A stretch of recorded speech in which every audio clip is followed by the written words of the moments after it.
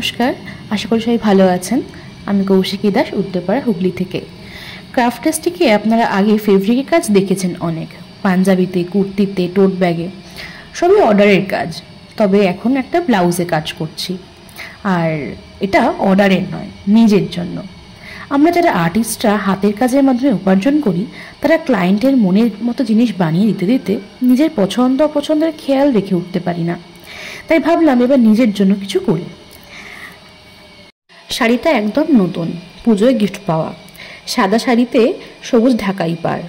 Blouse তো বাবার দোকানেই বানাই চিরকাল। মাস্টারজিকে বলেছিলাম ব্লাউজের হাতায় একটা পাড় বসিয়ে দিও, কিন্তু ব্লাউজ বানাতে গিয়ে মাস্টারজি দেখলো কোলাচরে পাড়ই নেই যেটা হাতায় কেটে বসানো যাবে। তাই মাস্টারজি একটা সবুজ পাইপিং বসিয়ে দিয়েছে। কিন্তু আমার মনটা ভীষণই খুঁতখুত করছিল, কারণ শাড়িটা আমার ভীষণ ভালো লাগে, আর সেখানে ব্লাউজ যদি মনের মতো না হয় তাহলে তো লুকটাই আসবে না।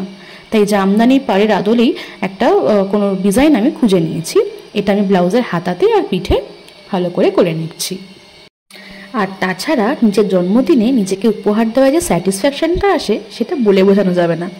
আমি যবে থেকে আর্ন করা শুরু করেছি, প্রতি বছরই নিজের জন্মদিনে নিজেকে কিছু কিছু ছোটোখাটো উপহার দিয়েই থাকি। আপনারাও জানাবেন কারা কারা আমার মতো নিজের জন্মদিন নিজেদের গিফট দিতে পছন্দ করেন। আমাকে তো জন্মদিনের পায়েসটাও নিজেকেই বানাতে হয়, কারণ বাবা বলে আমি নাকি পায়েসটা মায়ের থেকেও বেশি ভালো বানাই। যাই হোক, আপনাদের সাথে কথা বলতে বলতে আমার কাজটা মোটামুটি এগিয়ে এসেছে।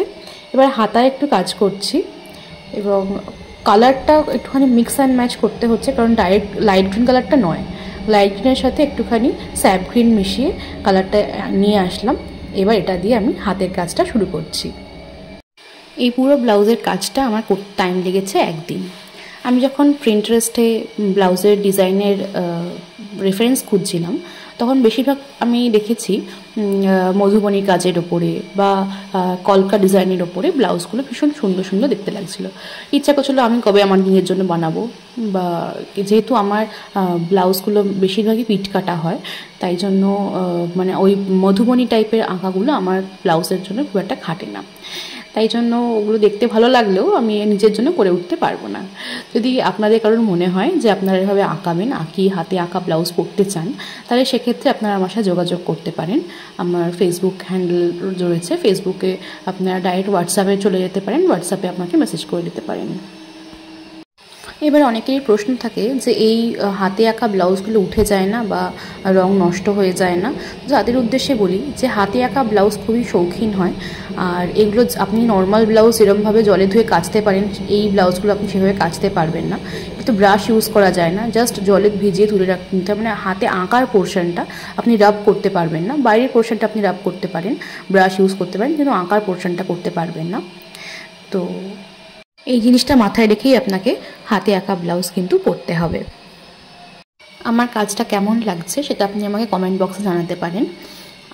যাই হোক, তো জন্মদিন নিয়ে কোনো আলাদা করে কিছু প্ল্যানিং কখনোই করতাম না।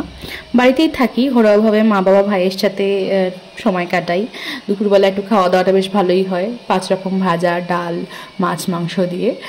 আর বিকেলবেলা যদি বন্ধুরা আসে, তাহলে সেক্ষেত্রে তাদের সাথে একটু সময় কাটানো, ব্যাস এরকমভাবে আমার জন্মদিন কাটে।